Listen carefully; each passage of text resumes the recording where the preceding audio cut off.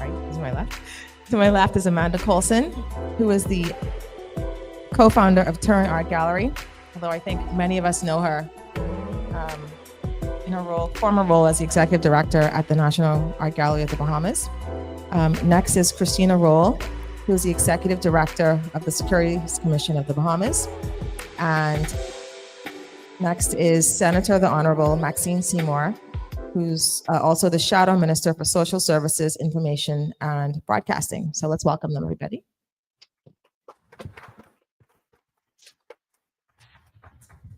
So a little bit of housekeeping before we get started. So the way that Inspired by works is that we speak, we have a conversation for about 45 minutes, and then we open the floor up to questions. So you'd be amazed at the insightful questions that come from our audience. We have an online audience as well, so if there are any questions available from there, we'll take those too. So I would just ask that if you have a question, just raise your hand. A microphone will come around. You can just ask whatever it is that you wish to ask, but please be respectful of everyone's questions and everyone's opinions. We are here to enjoy a good conversation and interesting dialogue tonight. So, ready? So I want to start first with just a little bit of background because I'm very passionate about this topic. But first, I want to give a definition. So a lot of times when we hear the word feminism, has a little bit or can have a little bit of a negative connotation. But really, the simplest definition is to say that it is the belief of social, economic, and political equality of the sexes. And the word resistance is also a part of this. And it's essentially, what women have done for a while to hold space. And in the context of our conversation to do with feminism and resistance and the role of women in art, business, and politics, we can think about some of the ways that Bahamian women have made mark, right? So they've made resistance to become the first woman to serve as the head of a government institution or a long-standing private sector company. And I'm going to speak to just as simple as hair, wearing your natural hair to work. A couple of years ago, 2 decades ago, that was like an act of resistance, right? But throughout Bahamian history, women have displayed strength and resilience and playing a pivotal role in shaping our society. In the colonial period, enslaved women were often the backbone of or the inspiration for revolts and uprisings. Women like Mary Ingram, Doris Johnson, Mabel Walker, Georgiana Simonette, Julia Lockhart, and Alberta Isaacs, they organized within organizations, lodges, churches, and they were really instrumental in the Bahamas achieving universal suffrage. This topic came to me because I often think about the referendum in 2016, which included questions about gender equality. And I have to say, I'm normally optimistic about the country and how we're progressing, but the results of this referendum really made me cry because the country voted not to allow men and women to have equal rights under the Constitution of the Bahamas. So in the context of all the things that they have done to move this country forward, that was really saddening. Women voted against their own interests. And, these results really confounded me. So I think that this conversation is really a part of understanding how do we see women in our society and how do we appreciate the accomplishments that they've made. So with that said, I'm going to throw out the first question. So anybody can answer this question, but my first question is, how do you think, or give us an example of a woman in your life or in your professional career who's really made an impact and inspired you to kind of push forward in your respective fields? First in line. It would have to start with my mother, actually, who wrote a book on feminism in the late 60s, which came out 1 month after Betty Friedan's book. So unfortunately, Yeah, sure. Like that? Oh, yes. So I was raised by a pretty strong feminist who always um, gave us the ideals to strive for equality. Having said that, it was also interesting watching someone who'd grown up in a certain era and was unable to enact some of those in her own lifetime. In terms of career, I would say they were many people I met along the way. Some of whom were in college, some of whom were in my first jobs, and some of whom were here, and one of them was sitting in the room. So I think mentorship amongst women can be really, it can be very difficult, and to find women that are willing to support you and uplift you is a really important thing. So I was lucky to have that from day one. Anyone else want to share? I would also say my mother, but in a different way from Amanda's. My mother was a homemaker, what we called a homemaker at that time.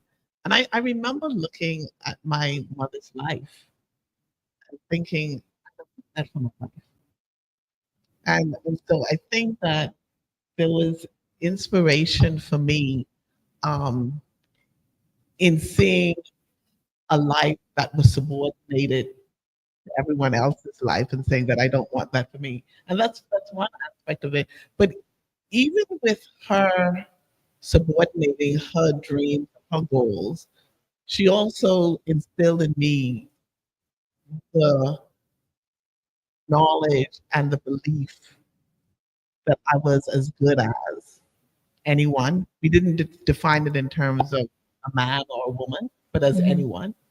I was as smart as anyone I could do, and I could do whatever I wanted to do with my life. So she instilled a sense of agency in me, even though she made different choices in her life.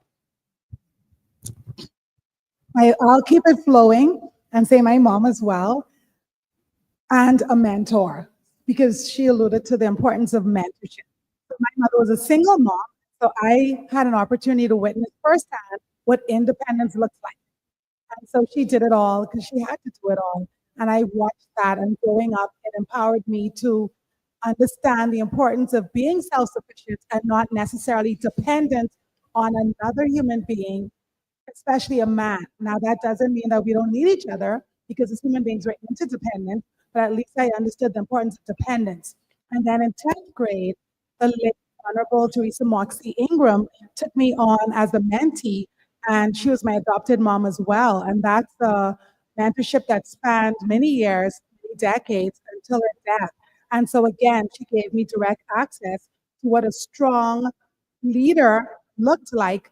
And after the whole 1992 election, where 4 women, well, more than 4 women, but women were elected to parliament on a larger scale in our country, that made me realize that, hey, womanhood, this is who we are, and we are just as good or better, and we ought to show up and represent on a level that exceeds anyone else and not be restricted by our gender.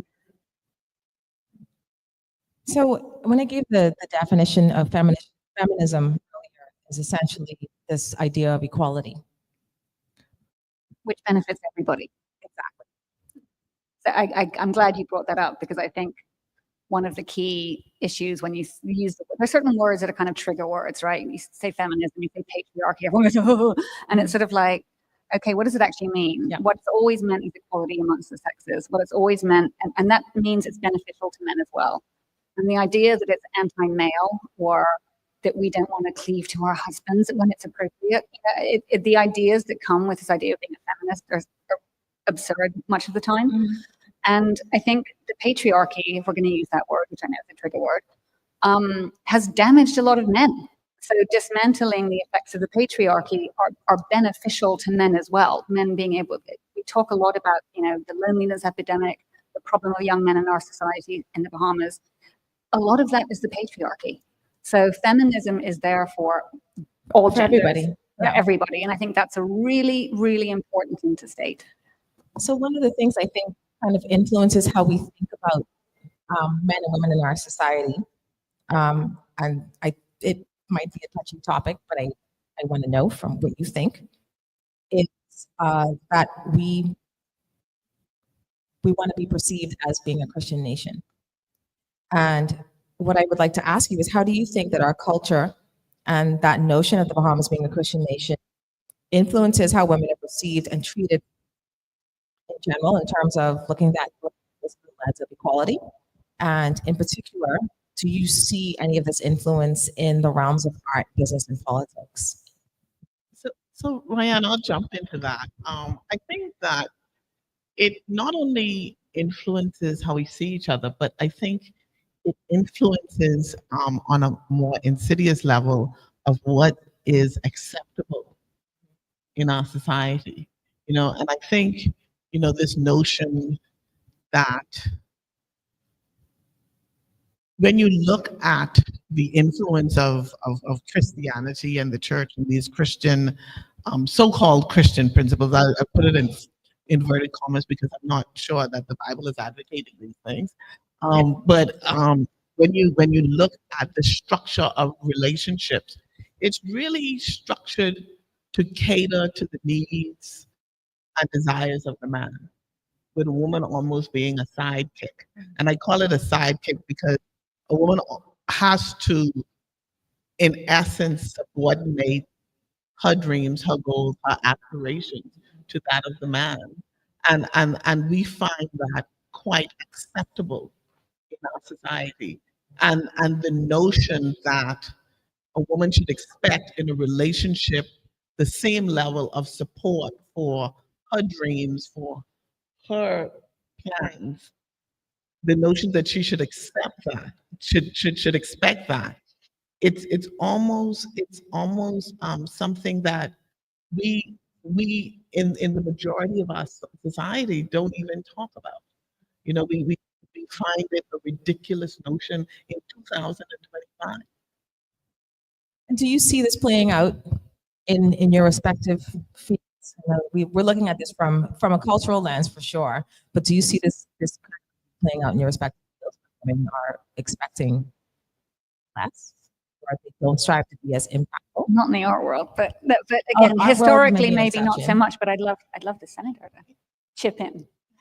I definitely see it playing out in politics. There's a glass ceiling that exists within the political sphere, and women, in cases who cannot see us going beyond. Yet our country's electorate is made up of majority women, and women are the ones who get the men elected, who work for them, for their campaigns, who support them, who push, who are foot soldiers, who knock on doors, who fry fritters, like they like to say, who raise funds, who do it all. But they don't necessarily put that same level of energy and passion and effort behind women candidates. Additionally, I think that they feel as if women should only occupy a certain quantity of spaces and a certain level of leadership within our country, and that's sad. People boast about the fact that we have 7 women, for example, elected in the lower house. There are 39 seats. Right. So basically, if you're taking a group photo, for every 5 men, we could stick a woman in between because she's cute. And so we're pleased with that. We brag about it. We boast about it. How is that an achievement? We're more than 50% of the electorate. How is 7 out of 39 something that we should be proud of? And we should just sit on our laurels and pat ourselves on our back and rejoice. And so, yes, the cultural idea that women are somehow subordinate to men, I see it play out in my field all the time. Yeah, and I think it plays also to men. I had an extremely supportive husband who, when I was offered the opportunity to move back to the Bahamas and run the National Institution, we talked about it as a family, and he said, well, Amanda, if it's time for the family to support your career, then we do this. And it was a no-brainer, right? But then when we came home and I was working, and very often women are your worst enemies, right? I'd go to work, I was working very hard, I was traveling a lot, and the neighbors would say things to me like, oh, what do the children do when you're traveling? Well, he's not the consolation prize, actually. In fact, he's better at it than I am. So I think also men are very often written off in a way that is also not healthy. So that's why I say like feminism is pro-man too. Men also want to be fathers. Right. Some men might like cooking, actually.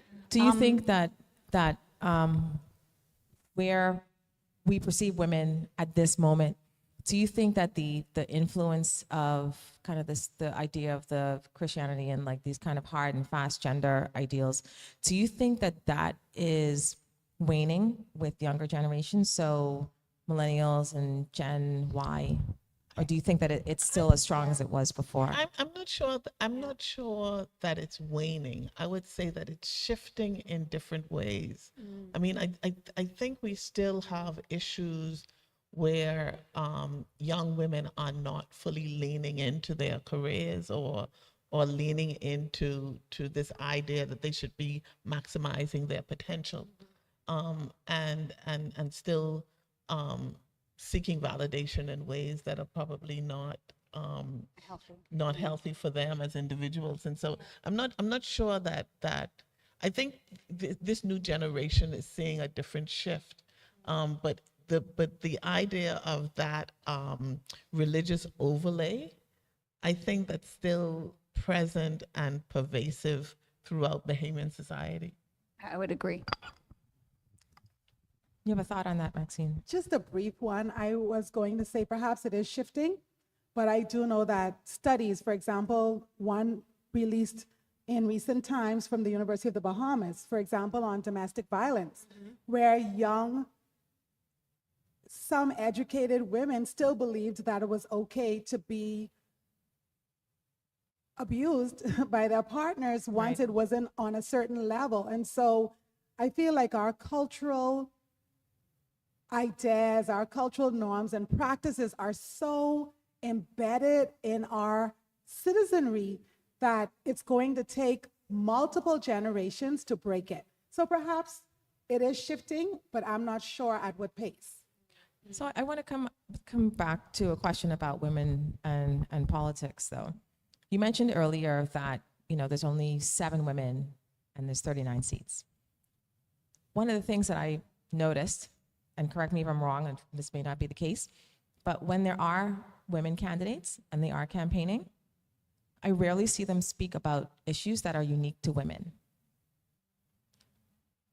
Is that the case, really? And if it is the case, why do they not do that? Because women make up the majority of the electorate. It stands to reason that if you can appeal to women on issues that are really important to them, childcare, equal pay, you know, we're one of, I think, 18 countries or 24 countries in the world. Check my facts. Yes. We are one of only 18 Commonwealth countries where a man cannot be prosecuted for raping his wife. And we are one of 25 countries where mothers are denied the right to confer nationality on their children on an equal basis with men. And the Bahamas does not have any legislation that mandates equal remuneration for work of equal value. So these are all issues that you don't really hear during the election cycle, even from female politicians that are campaigning to be elected. So what is that about? So I would say that it's popular belief that women don't necessarily care about women's issues. And so for women politicians, they may be cautioned to avoid championing women's issues because then there are so many ideas in terms of what the outcomes could be, right? You pigeonhole yourself. Nobody wants social services. It's literally like a hot potato in cabinet, right? It's seen as the bottom of the barrel. Nobody wants to advocate for gender equality or anything. And even when women get at the table, sometimes they forget that they're women and that there are other women outside who are depending on them to speak up for them. And so because that is the way it is, like you said, there was a referendum and women didn't want to give women equal rights. And even when you talk about extending maternity leave, I don't know that women actually care. And when you talk about other struggles that women face in our country, it can end up being political suicide, believe it or not. And so perhaps women politicians do avoid championing those issues on the campaign trail because it may not be good for their political career. And I think something quite common, I think probably for all of us, is that we're taught that if we want to play with the boys, we have to be like the boys, right? And specifically from my generation, I would say I'm a bit older than you. So, but you know, coming up in the 80s, it was like you had to be swear the most, be the roughest, be the toughest to have a seat at the table, because otherwise you were just too girly, right? And I think that kind of sometimes holds over. So you're going to go to the table and you're not going to be like, well, now I need to talk about my girl things, because you feel like you're going to lose the status or the respect that you've gained. Now, I think, again, the younger generation are beginning to learn that you can claim power without having to resort to that kind of behavior. But I think that's an issue too, is that we're expected to be like the men. And Royann, you know, even before Maxine spoke, I was thinking through your question, and I was thinking that if I were a woman politician, I would be afraid of the societal backlash. If I raised an issue of marital rape, I would be terrified. I've seen what it's been doing to the politicians. I'd be afraid. Women won't support it. And, you know, I didn't realize that it was seen among politicians that women won't support women's issues. But I think that's absolutely spot on. Bahamian women are not concerned as a group about issues that impact them. And that is probably the crux of the problem. That is where the shift needs to happen. How do we get Bahamian women concerned about these issues that impact them? I think that's a bigger question than we can solve tonight. But I want to turn a little bit to art. So Amanda, you mentioned that, well, you alluded to the fact that there are a lot of women who are, you know, in our creative community and in visual arts. In your opinion, how do you think that art has been used as a tool for feminist resistance in the Bahamas? And what do you think are some of the examples of this? Well, first of all, there were male artists that used art for feminine resistance. So again, I think I don't want to always be talking about how it's like women versus men. I think if you look at somebody like Max Taylor, or you look at somebody like Stan Burnside, they were always portraying the plight of women and what women had to bear. So I think in showing real lives, art has always been an act of resistance. I think that's happened here as much as elsewhere. I think a lot of women artists have made themselves known and claimed their place in the last 20 years. And I saw one of the questions you had was, you know, were there women at that time of those artists? And I can't answer that, because I think it's dangerous to say, well, no, there weren't. No one studied them. Right. None have been documented from 1950. That doesn't mean they weren't there. Right. Right. So, but I think there's been a big push in the last, 25 years to correct what was seen to be happening in society as a whole. But I think that art, when you look at the art world, it's always on the cutting edge of societal change. It's a place where no one really cares too much about your color, your gender, your size, whatever. And artists are normally looking at the world in a new way. They're constantly creating worlds that don't exist already. That's what artists do. Artists see what we don't see. And that's why it's so wonderful to be around them. So I think art consistently in any country, any society will constantly resist and push for change. If given the space to do that. Obviously you have censorship and we can get down that, but I think that's its role, really. And if we speak about Bahamian female artists, how do you think that their contribution to the visual arts dialogue has impacted the narrative about the Bahamas? I really think just by offering yet another point of view. I mean, when we sat down to do Turn, we sat down, we made the list of the artists we wanted to work with, and they were all women. We didn't do it on purpose, and we were like, oh, well, we better put some men in there. People are gonna get mad.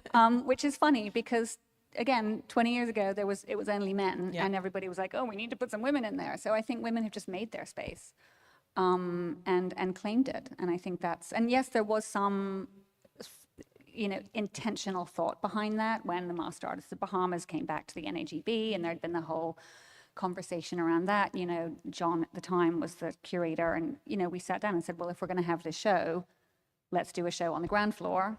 It was called Second Sex, and it was only women. So there was intentional thought behind making space for those women who were working. And when we did the first NE together in 2006, we said, let's make sure it's 50-50. Yep. So again, there were intentional moments where I think we made sure things were happening, but it was the women putting themselves out there and making the work and presenting themselves that. So this seems, just to put Amanda's answer into context, you mentioned that when NE6 happened, so NE is the National Exhibition, which is just an open call for artists to be a part of it. When that happened in 2013, the roster was 50-50 split between men and women. But when the first NE happened in 2003, female artists represented only 24% of the roster, and it happens every 2 years. So that was a big increase in a short period of time. And I don't, is the split still the same now? Would you know? I don't know. I think it ebbs and flows, but I feel like I said, I think women are doing very well right now. I think right now there's sort of a crisis in the country about women are all out achieving the men. So it seems that if we look at what we had mentioned earlier about, is a younger generation having more of an idea of self-worth and that they should ask for more, it seems like in the creative community, at least visual arts, women are putting themselves out more and they are being seen more and they're being more expressive. And they are, but also, let's face it, it's also seen as a girly thing to do, right? I mean, when I studied history of art in school, like, best believe there were not a lot of blokes in that while all the directors of museums were men. So it's seen as an industry that is very often led by women in terms of the people behind the scenes. So I think in terms of the actual artists, and that's really about making space for them. And again, if you lived in a period where you were in charge of the home, you were in charge of the children, you didn't really have a lot of time to go to the studio and make art. It's changed now. So I think women have sort of claimed their place. So you mentioned the idea that there are women they're practicing artists, whereas the people who are the real gatekeepers in institutions were men. Historically, yes. Changing, but still the case in large part. And I want to use that to put a question to you, Christina. So a 2024 EY study showed that women-owned businesses that secure funding show better returns on investment and tend to be in business longer than those owned or founded by men.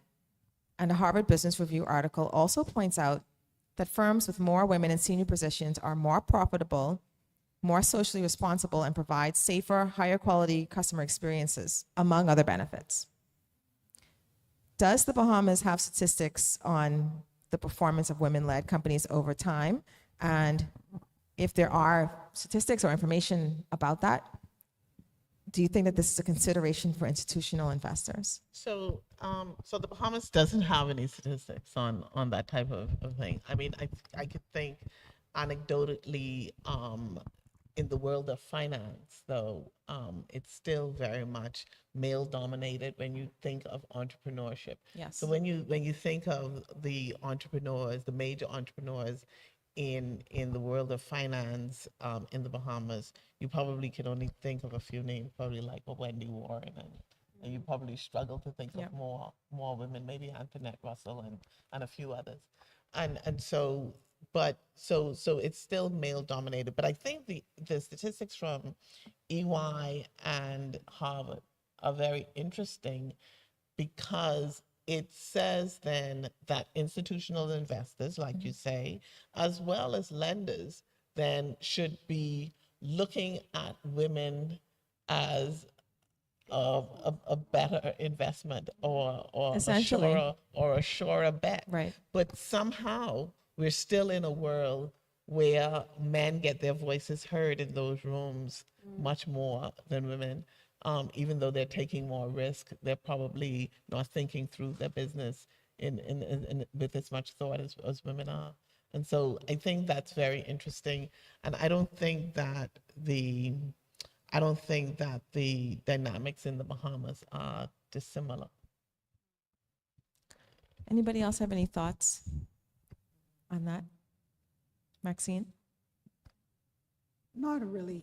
I was sitting here wondering if when you start to talk about institutional investors and women-led businesses and the struggle to attract funding, what the similarities might be between, for example, women artists, women candidates in political campaigns, and women in general in various spheres. Because I don't have empirical information, but anecdotally, it would seem as if women sometimes have a harder or more of an uphill battle in terms of attracting resources. And it's not just funding, but it may be support. Like she talked about child care and, getting out there, doing the work, but you have so many other responsibilities, and who really supports you with it, right? Which goes back to, if we're in a patriarchal society and more men are at the table, they're not thinking about extended child care. Yep. They think that preschool could be between 8 and 3.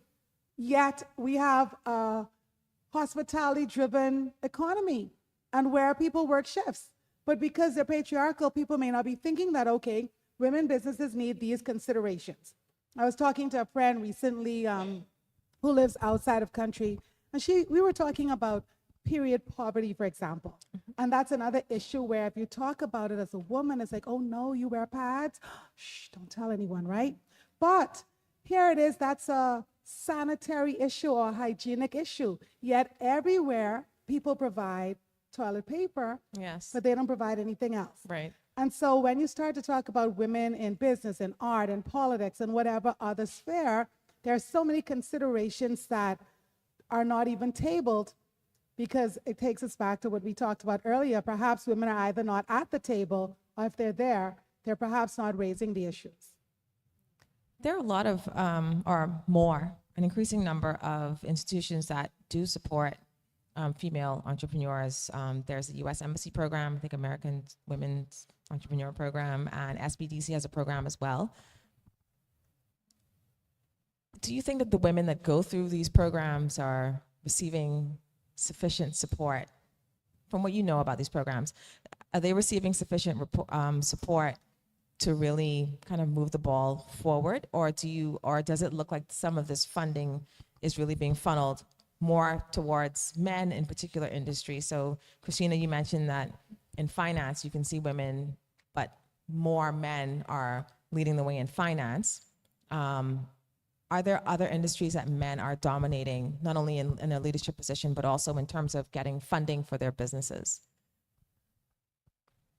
So before I answer that question, Royann, the two institutions you mentioned are interesting because the support they give for women are more in the sphere of what I call microfinancing. Yes. Right?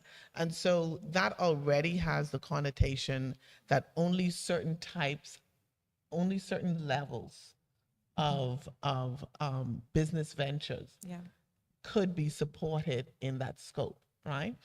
What I think would be interesting is to see, in terms of the funding that is available to both men and women, for example, when you look at funding that's available through the capital markets, Yes. funding that's available through the venture fund, funding that's available through banks.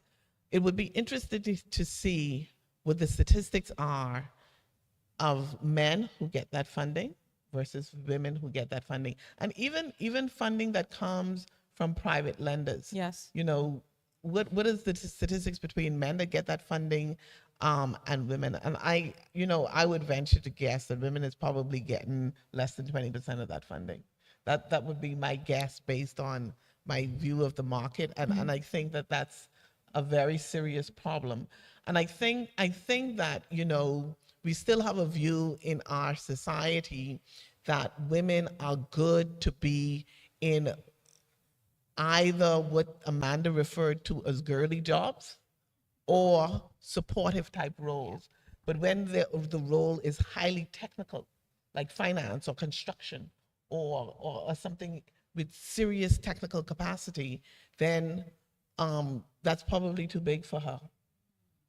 We need to get some men in that room, and I think that that's still a big problem in our society, and it may be even still a big global problem. But I know that when you look at who is really functioning in our society, I would say the future is with the women, and if the women can't get that kind of funding, then things may be bleak. So I agree with this, which leads me to another question, and that is, I think that it is the same situation in many other countries where women do not get an equal share of financing for their entrepreneurial ventures. But the point is that they have the data that shows that there's a gap, We do. right? Yeah. We don't have that. Now, we don't do a great job of getting data, but we do have some data. And the question is, what would it take for this data to be collected? Like, where would that drive come from? We already spoke about the idea that politicians don't think that women care about women's issues. So who then would drive this data collection and then, attempt to address the gap?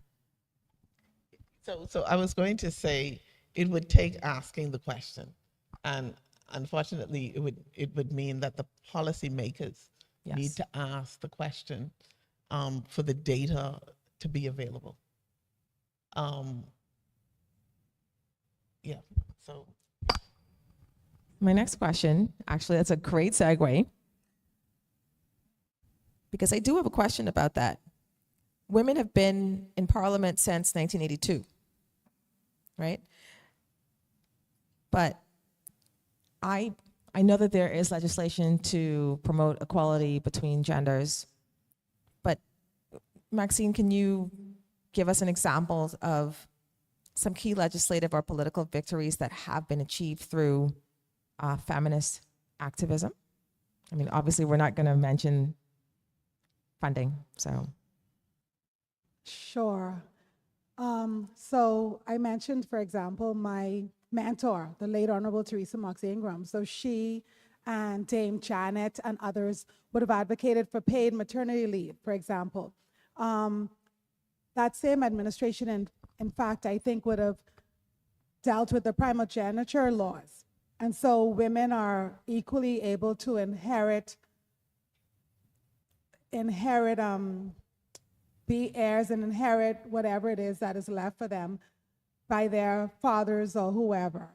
Those two come to mind, and there are still gaps, though, in terms of equal pay for equal labor. You mentioned, of course, the ability to pass on our citizenship. There are still many gaps when it comes to women in our country, but those two are top of mind in terms of paid maternity leave, like I said. And of course, you mentioned it in the beginning, the right to vote. That was a very, elementary and fundamental one when we look at the suffragettes who decided that women should vote. And so that was one of the first ones. And so there are achievements that have been made, and we have taken steps of which we should all be proud, but we still have a ways to go. How? Sorry. Go ahead. I was going to say, I think one of the problems that happens in a lot of different struggles, right? It's not only women's struggles, about racial equality, other forms, is that you get to a certain point and people are like, well, look, it's done now. Right. Oh, look, there's a black president. There's no more racism, right?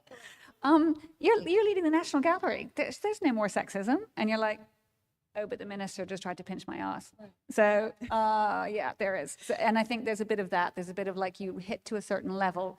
You've got all these women here in powerful positions. Right. So a lot of people are like, well, where's the problem? Where's the problem? Where's the problem? Yeah, I think in a way that's where we've got, you got the right to vote now. What more do you want, right? I've actually heard a table of men say that. And I was sitting there and I was like, I'm sitting right here. So, but I do have another question as a follow-up question to that.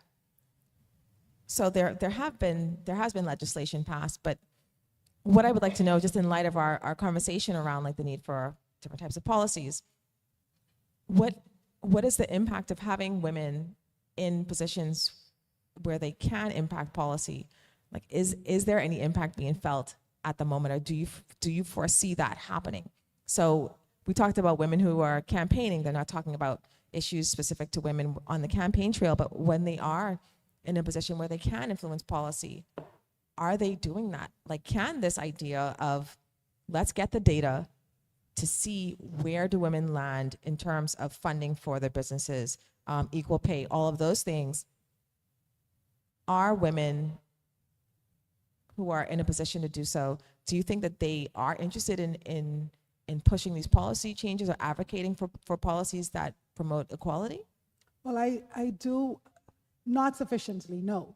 But I will give credit where it's due. So for example, the National Breastfeeding Association has been pushing for like an analysis of where we are with maternity leave and extension of the maternity leave to allow women more time to, care for their children. And the current Minister of Public Service and Labor has at least in my opinion, been open to their, to what they've presented and has really been trying to help start and push the national conversation. So that is, for example, one thing that I would say in terms of policy that somebody is doing now to help women, right? Are we doing enough? No. Do people perceive that we have enough? Yes. Do we need to do more? Of course. But baby steps are being taken, and that's one that comes to mind. But definitely when it comes to the citizenship inequality, when it comes to key issues like marital rape, even when it comes to the gender-based violence legislation, I mean, we had the leaders of multiple non-governmental organizations who said that we've worked together across administrations for decades to advance this legislation. And yet that was pushed aside, ignored, and something else was championed. And you mentioned who would ask the question in terms of where we are with women in business and what the data is.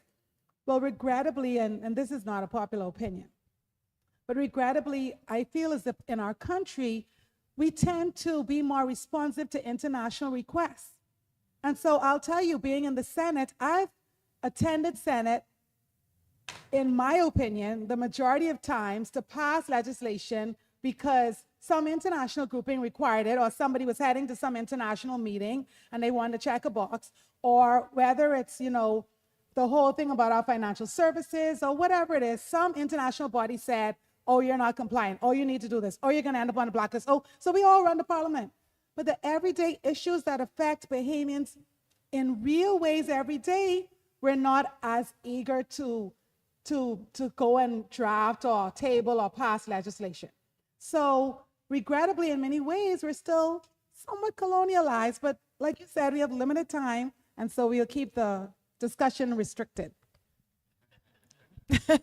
I'd also think I'd love to push for parental leave, not just Absolutely. maternity leave. Because again, Absolutely. we're then looking at as women only. Like not only women need this, men need paternity leave. So I think once you start framing things as human problems, which is what feminism is humanism basically, it becomes more popular. Because otherwise it's like, oh yeah, hey, the women are going to have more babies, they're going to take more time off work. No, man, like he can stay home and do that and I'll go back to work. So she's right, and I just want to quickly clarify that parental leave is a part of the discussion overall. Yes. Great. Of course, again, men are so generous in our country, some employers are concerned about what that might mean, Yes. which is another discussion again. Yep. But yes, Yep. that is a part of the discussion. You said generous.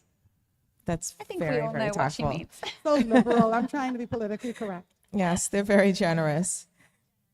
How do we encourage and empower young women to understand and demand more in our society? So in their spheres, how do we encourage them to ask for more? So that means that it would be easier for female politicians or politicians, period, to talk about issues that impact women, meaningful issues.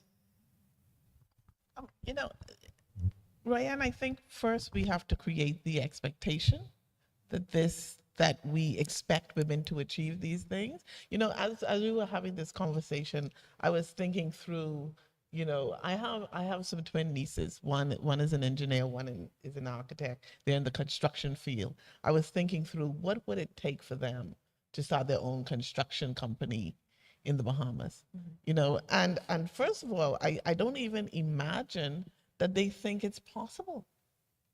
And I think that when you go into politics and you go into other realms, women may not even be thinking that it's something within the realm of possibility for them. So I think we have to have a cultural movement where it becomes a natural expectation, and we have to see, not with lip service, but we have to see women as capable of being in these roles in the forefront of these industries. And I'm not entirely sure we see that now. Anyone else have a comment on that? I think leadership, leading by example, and mentorship. So I think mentorship's really, really important. So I think that's something we all need to do as women and that have reached certain positions, is to always reach back and make sure that you're spending time with people that are the next generation down from you or two generations, and really, making sure that those expectations are understood. Beyond, if we look beyond mentorship, what are some concrete steps that organizations can take to create an equitable and supportive environment for women entrepreneurs and leaders? And by organizations, I mean public sector, private sector, political. What are some of the steps that can happen within an organization? Over to you, Christina. So, I mean, I think it does start with mentorship, but I think we also have to make resources available to women. We have to create networking opportunities that are available to women. I mean, I think one of the big gripes that you hear from women entrepreneurs in other global societies is that they don't get invited to the boys' club. Right. And that there's no golf on Saturday for them. That networking is extremely important. And so I think you have to make those opportunities, you have to open those doors for women as well. But other than that, I would say that resources, both in terms of having the same training opportunities, having the same access to capital, those things are very important. Any other thoughts on that? Could be for art and for politics, or any other thoughts on what organizations can do? Well, I do agree with her that, training opportunities and other special considerations, because women are often discriminated against in corporate spaces. In fact, even in the hiring process, because they feel as if you're going to end up taking time off, because of the child. But like Amanda said, it's a parental responsibility. Rearing children is a parental responsibility.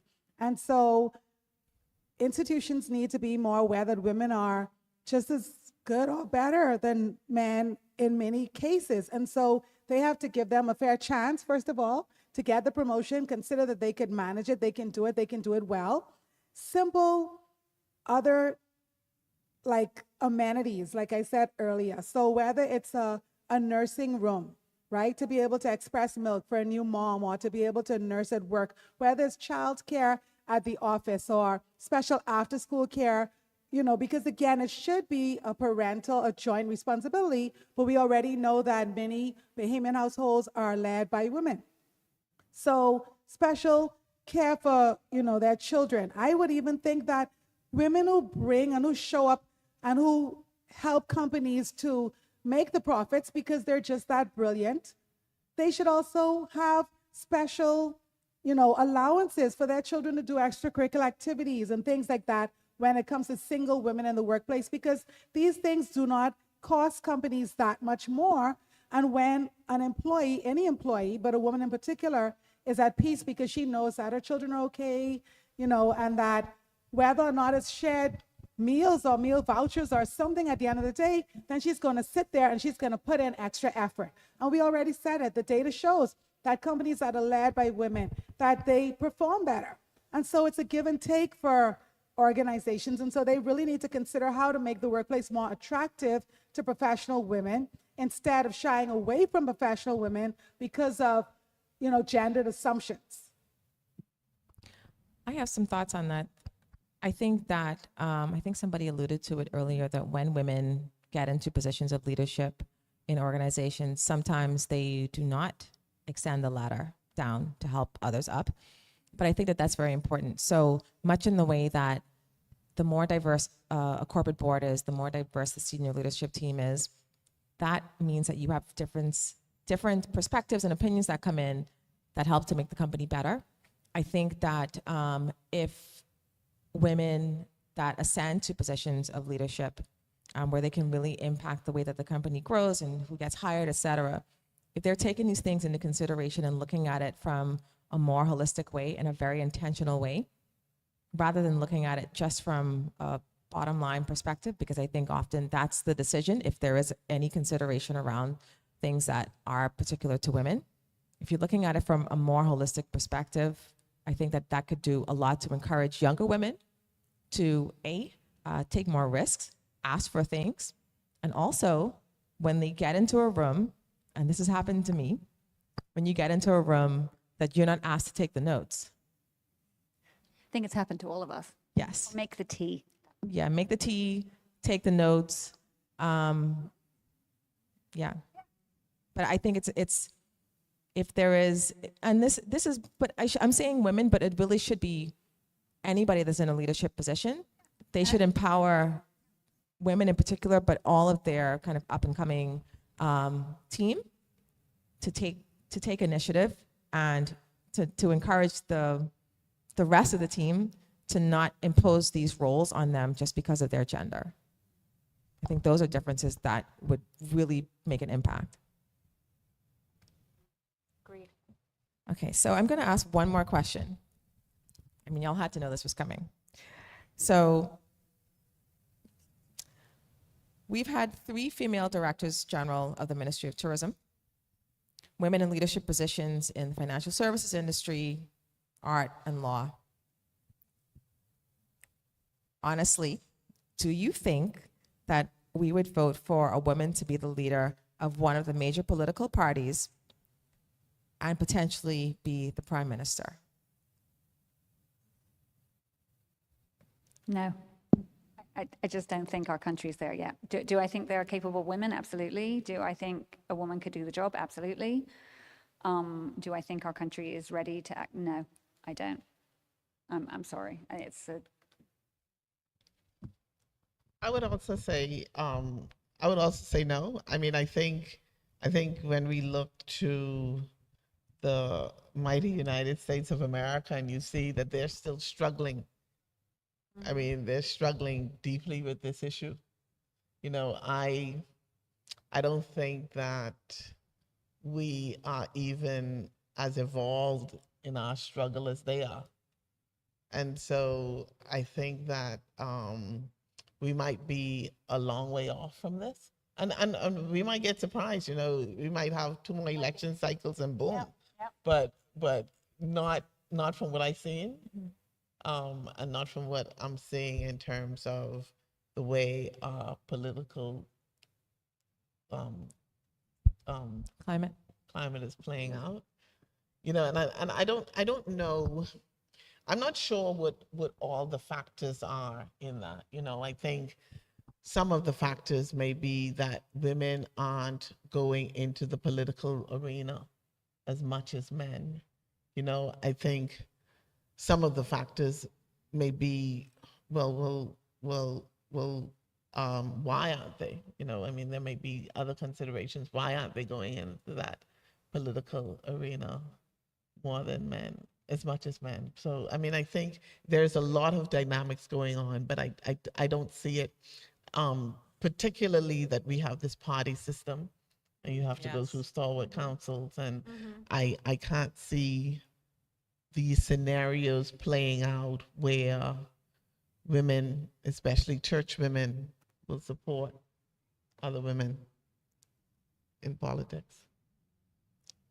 Maxine, I would love to hear your response. I'll vote for you. I would vote for you too. So I guess I won't say no, but I would agree not now. Hopefully we do get there soon.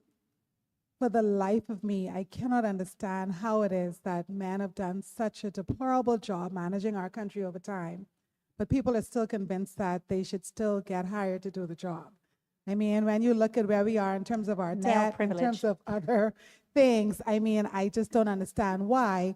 However, we've had a discussion, and I'll tell you, I will be fair to women.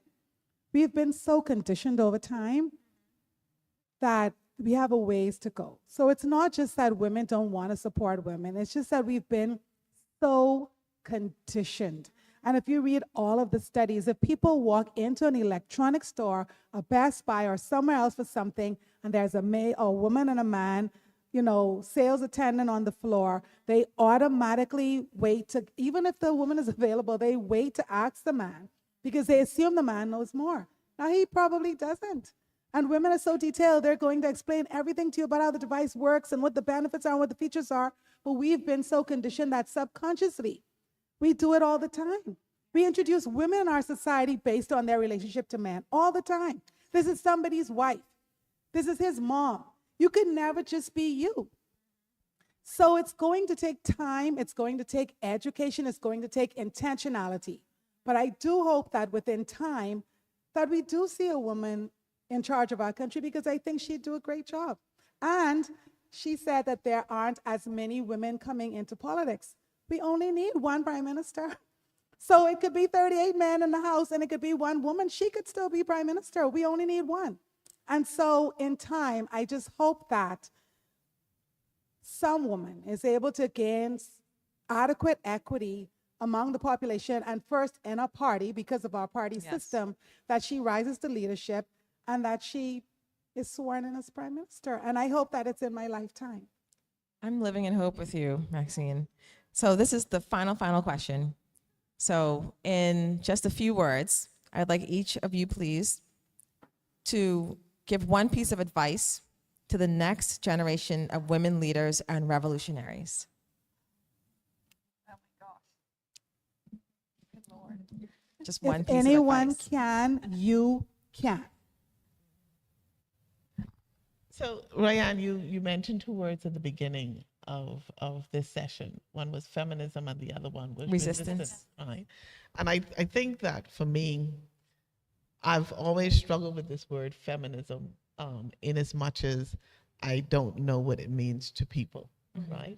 What I know is what I believe that every person should have, and that is agency over their own life, agency over their decision, agency over their fate, over their path. And so I would say to women, you need to seize that agency as your right? And that's the first part of my advice. The second part is the resistance part. And for me, you know, I'm a last child. I'm a last of 11. So I live in resistance. Right? My natural mode, my default mode is resistance. You know, and but what that means to me is you stand up for yourself. You know, you don't think that the cavalry is coming to rescue you. Right. No one is coming to rescue you. You stand up for yourself. And I think that is how we resist today. I think following on from what Christina said and going back to really how I started, which is I don't think I only want to speak to the women. You know, I think I want to speak to everyone coming up under me, because the men have to do the thinking and the work as much as the women have to do the thinking and the work. So I would say to, especially many of you know my situation with my children, I would say look beyond gender. Look beyond, why are we still doing that? Why are we still saying you're going to be good at this because you were born with that body? I think we need to tell young people to just be true to themselves, to follow their, again, exactly what Christina said, like find what your passion is, follow that. Be kind to everyone around you. Don't judge, because the only one that can judge us is the one upstairs. And lead your life with like passion and care and kindness. And let's not worry about gender. Let's just stop that. All right. This is amazing last words here. So that brings us to the end of our discussion period. And now I would like to open the floor to questions. If you do have a question, don't be shy. just raise your hand and we'll bring a microphone around to you.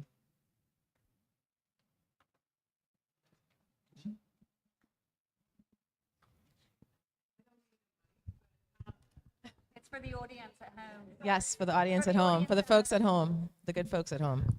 Okay, great. Thank you, ladies, for showing up and having this discussion. This is not a question, Royann. It's just a few recommendations and suggestions and a minor history lesson. Narratives are extremely important. Where do they begin? In our families and in our schools. I think we're in another cycle because I see misogynistic behaviors just emerging as if we had put them under the rug, and the rug was moved because the rags got a little shattered. So things will be cyclical. But in terms of, and I don't want to use the word resistance so much as inspired. Resistance is, I'm sorry, but for me, I'm sick and tired of fighting. I am here. I'm just as good as you, whoever you are. You being man, you being some politician's daughter, some foreign expert. I really don't give a darn, okay? But a few things. Narratives, family life in schools, teach logically we're all equal.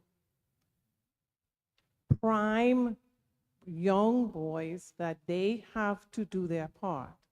I am the eldest daughter in a house of 7. My mother had 6 children in 8 years, and if you guessed it, I'm Catholic, you guessed right. And there used to be a little, where girls did the house chores and women, well, no. At age 7, I declared that that law was not applicable in this jurisdiction, and therefore, if I am in charge of cleaning rooms, the boys, you did yours, and those days, and I know you look at me, you think you see white, but we had those push-out wooden windows. Anything that was on the ground, well, obviously it's in the garbage, so you open the window and you push it out. It's there. And that's the same thing we need to teach our daughters, okay? Cooking. All of my brothers can cook better than me, all right? And being available for both men and women, I think goes a long way. I'm married to my husband of 35 years. And I keep my maiden name because my parents worked very hard to get me to where I am. And I'm sure he cut a lot of slack for that. But that sets a precedent, okay?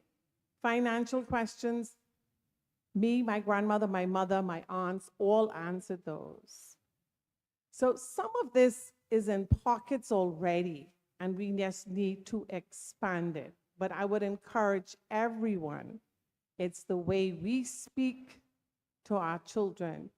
And in terms of those women who have done well in our society, I hear so many stories of when they get to the office, they close that door and there's no real looking back.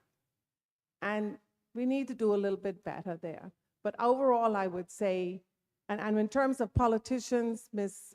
Seymour, there ought not to be a women's association of any party. If I am going to join your party, I am in the mix of everybody. So let's get rid of those labels, because women's association means cooking and showing up to do cookouts. Let that be gone in the past. So those are some of the recommendations. Narratives, the resistance is just, it takes too long. You have everybody need to start thinking that way from when they're this high. And I started at age 7, and the rest of these children can do so too. Thank you. Yeah, thank you. Anyone else have any questions or comments? Comments also welcome.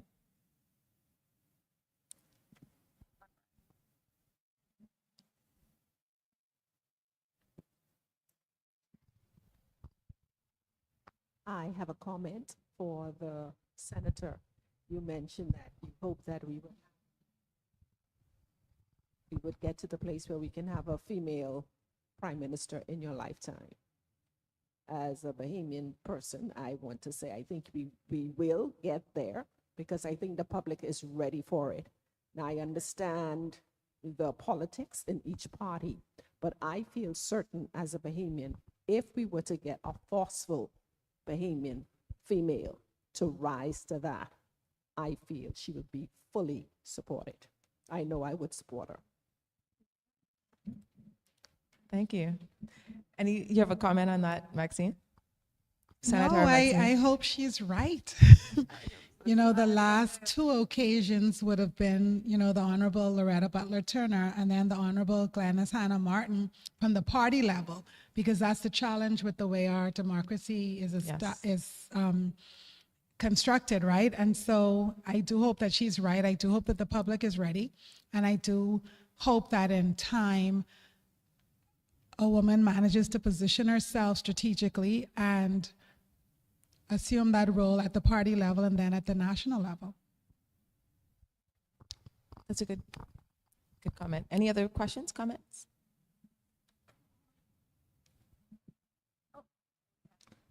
Good day, and thank you for the session.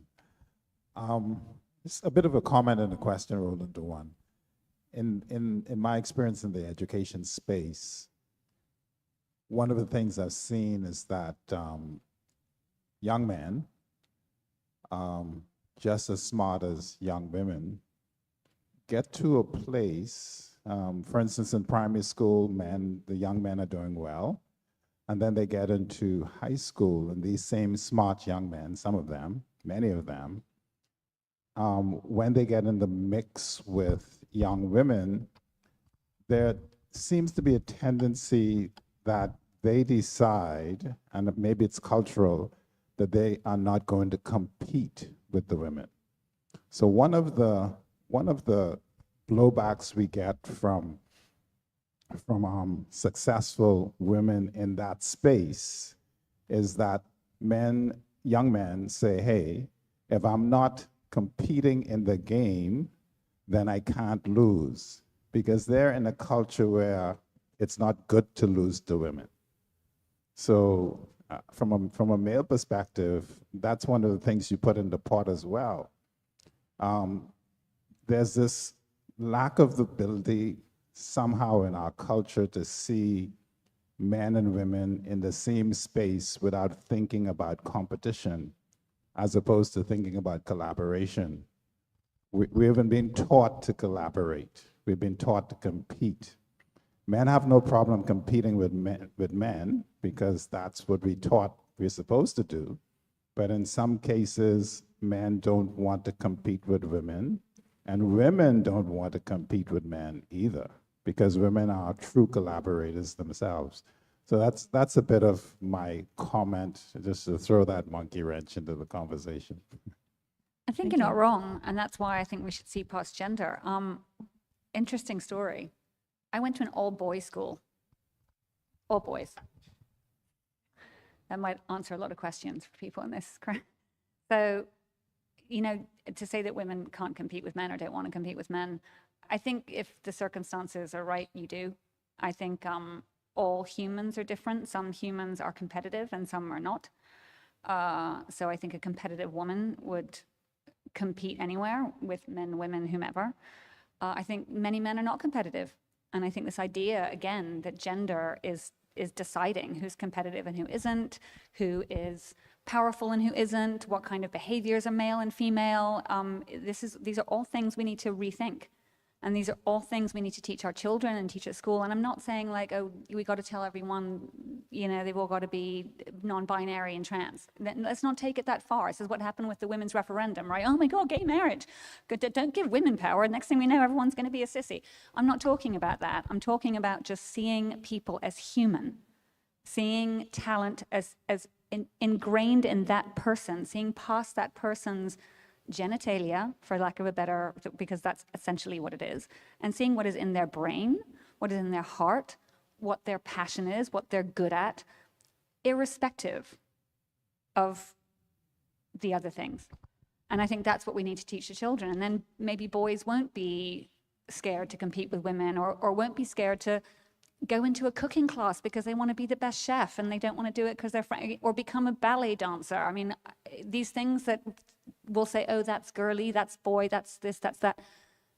Let's let people be good at what they're good at and find joy in their lives and excel because they're joyful. You know, I think I can't really see the speaker, but I think the observation is correct. But I think that I think it's correct as well. You know, yeah. I think the observation is correct. I think though that, and I think that it plays out in the workplace when you see a woman who is managing, you know, men under her, you know, and they're responding in very difficult ways, or passive aggressive ways, and other things. But I think we need to appreciate, but in terms of competitiveness, there's healthy competition and there's unhealthy competition. And I think a lot of times, and this is a generalization, but a lot of times the competition that men engage with women is a very unhealthy competition that says, and I'm going to use the word, because I have balls, I should win. And Right. I'm sorry, but if you ain't better than me, you ain't gonna win, and I ain't gonna let you win. Right? And that's gonna be the bottom line. You're gonna have to beat me fair and square. Because the answer to that is not that a woman should diminish herself so that he can feel comfortable. I'm sorry. Right. The answer to that is that he needs to bring his ego down a tad and understand that it takes work to get better. Right? It takes work. And that you don't be the best just because you show up. And I think that some of the problems that we have in our society, you know, Amanda phrased it a different way in terms of gender, but I would phrase it this way, is that we do not teach the men in our society to check their egos. We don't teach them to put it in check. And I think that it's pervasive in all kinds of other ways, you know, and I think this competition issue is just one of them.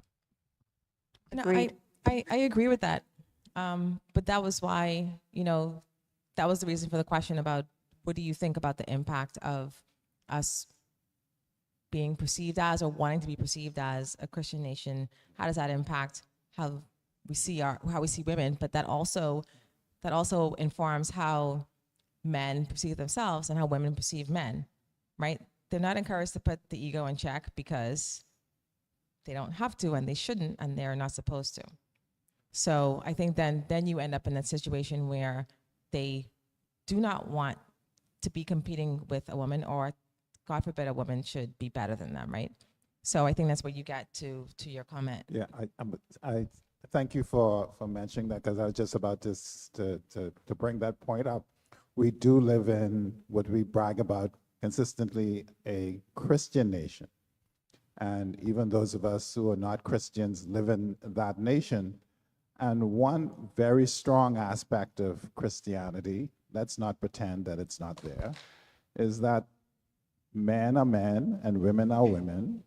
And one of them is better than the other. One of them is greater than the other. The man is the head, and so on, and all sorts of philosophies that exist in Christianity thus exist within our culture.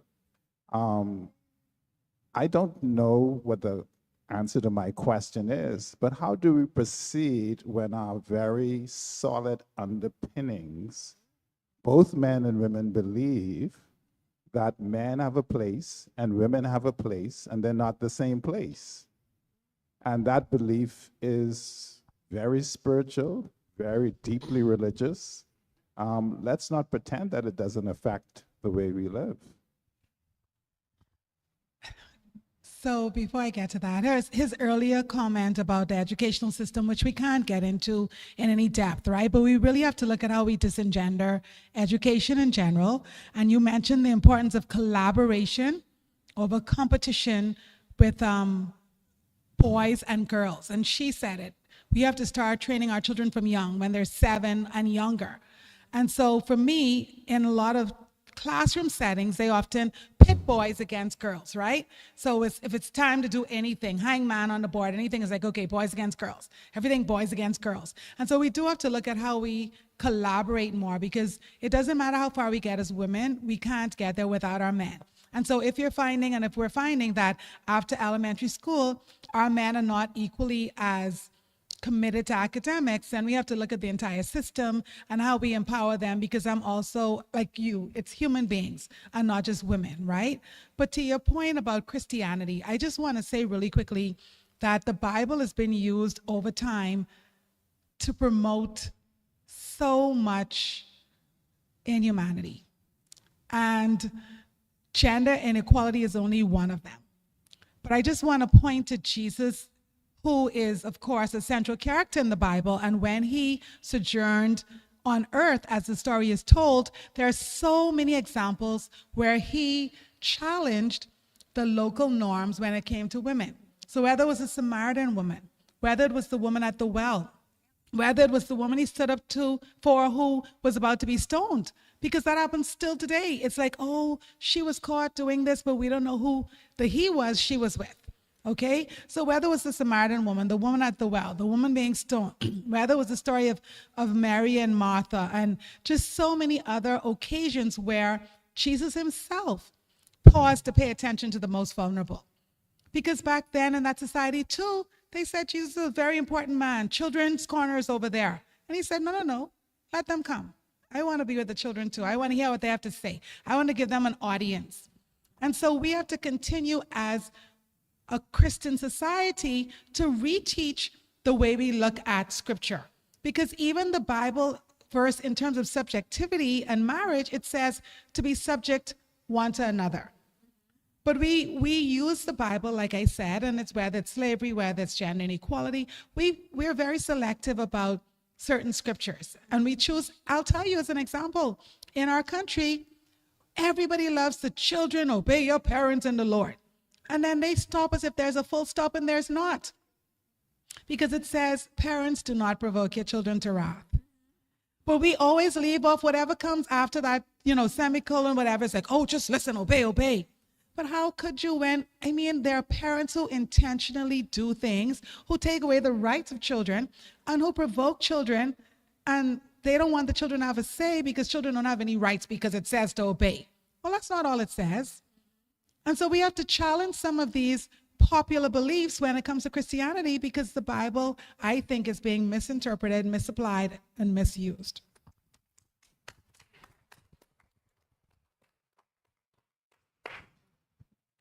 Yes, I just want to comment on that. Comment to the gentleman's comment with respect to the overlying issue, of Christianity. And I'm not sure that it's Christianity in and of itself as much as it's a particular brand of religiosity, which is very fundamentalist, very charismatic, which preaches a certain thing.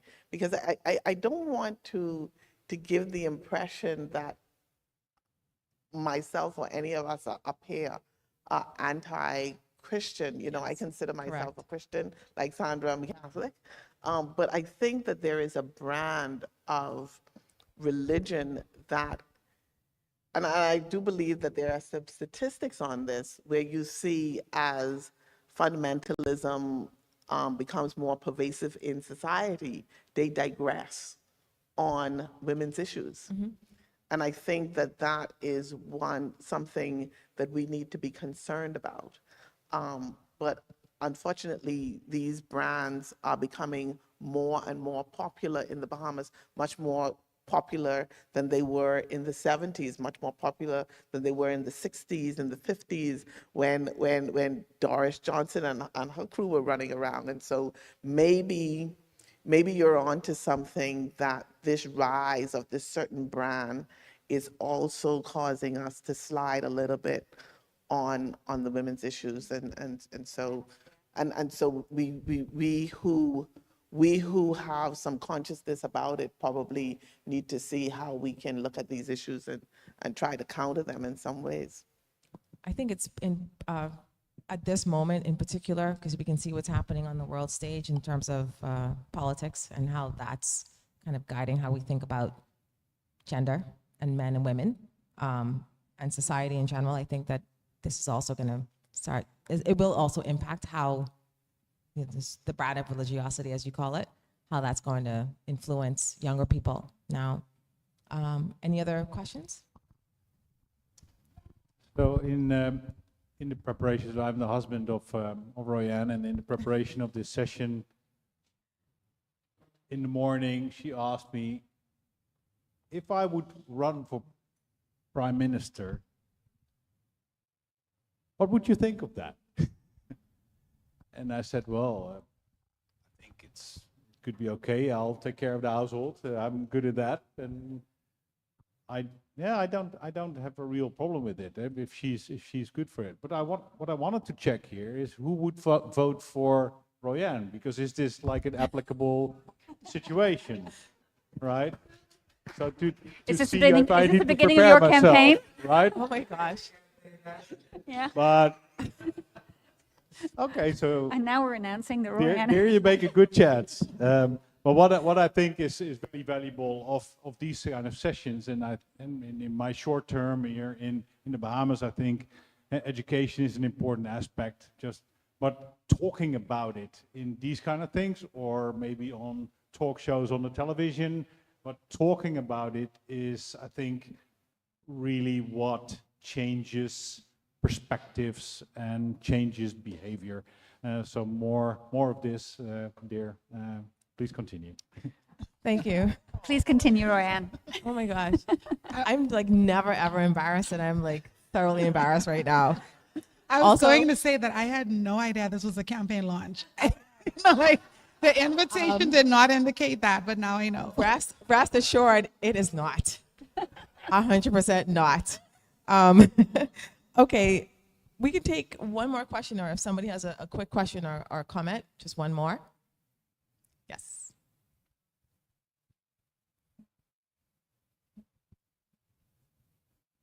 Thank you, and thank you for such a wonderful discussion. It's amazing. I've, for 30 years, been helping Bahamian businesses with branding and marketing, and I have a lot of women entrepreneurs over the years, and I just see their unique challenges being in business. And one of them for me, which I wish the government could help, is just the transportation challenges of being on such a tiny island where most offices empty out by 2:30 p.m. because mostly women have to go collect their children. Mm-hmm. So the workday is always cut short, and then women quite often return to the office after battling traffic for an hour. And I just think it's just so disruptive to their careers and their chances in how they're perceived within the office. So they're so smart, they're so accomplished, they're so accredited, they're educated, they've done all the things right, yet you get to that stage of life where you have children and it can last for 20 years of pickups. How are you supposed to then be equal and get a seat at the table at a high level when it's mostly women carrying this burden? Now, if we could, like you say, Amanda, if we could treat it as a both gender issue and provide ways for the children to get home safely that doesn't require every single person to get on the road at the same time. That those types of problem solving could advance women in ways that I think would make a huge difference. I agree with that. And you know, that goes to the idea of how do women in positions of governmental power influence policies, right? So if we look at that as a productivity issue, because that is really what it is, it just happens to impact mostly women. If we look at this as a productivity issue, that's an issue that the government should be concerned about, period. Private sector should be concerned about, period. So what are the policies that could be put into place that could drive productivity? So, these are some of the things I think that women who are in political positions of power to influence policy and develop policy and drive demand for policy changes, I think maybe perhaps it's reframing how those issues are put forward rather than saying that these are women's issues. This is a productivity issue, right? And many times that's what it boils down to. That's what I was getting at, because I think and I think that's why women's companies are successful. I think that's why women succeed very often when they do get to the place, because we collaborate and we think about things in a bigger way that I find very often men are very single task oriented.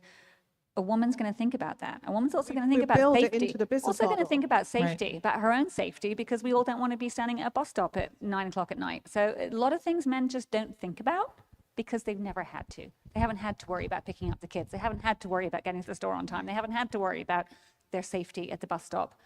But I think that's precisely why women very are often, because they're thinking through all these many, many things at the same time.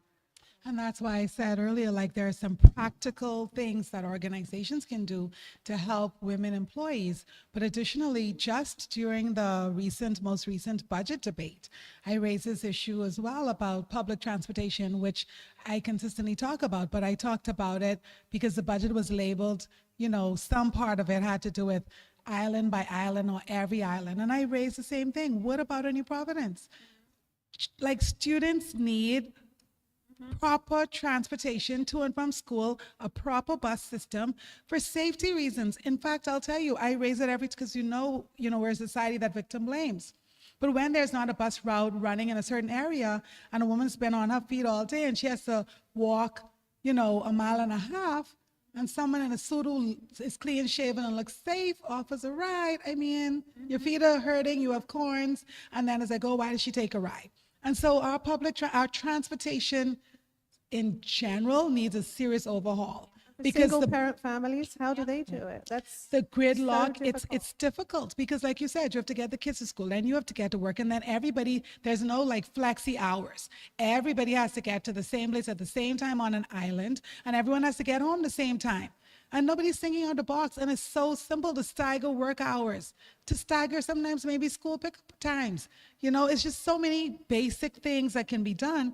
And like you said, I don't know if the people, and it's not that the people at the table may not be thinking about it. It's just that, is it a priority? Because we make decisions. Nope, there are so many problems that need to be solved in our country. They can't all be resolved at once. And so we take it based on priority.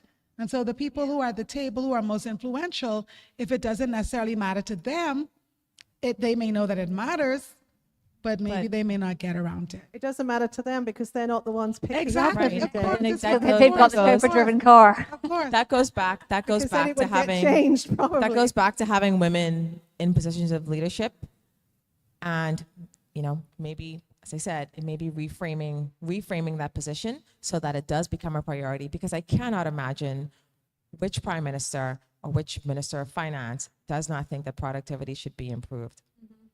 That's an economic discussion. So with that said, I would like to bring this session to a close. I want to thank my amazing panelists. I hope that you enjoyed this conversation as much as I did. And to the audience, thank you so much for coming out this evening. I hope that you enjoyed as well. I want to thank the team at The Current for hosting. These sessions have been a part of the Current's programming for a few years, and we really appreciate all of the effort that they put into hosting us. Please stay tuned for other Inspired By sessions. You can follow The Current at The Current 242 on Instagram. You can go on to Inspired By Convos, sign up for updates on our upcoming sessions. And we hope to see you again soon. Take care and good night. Thanks for coming.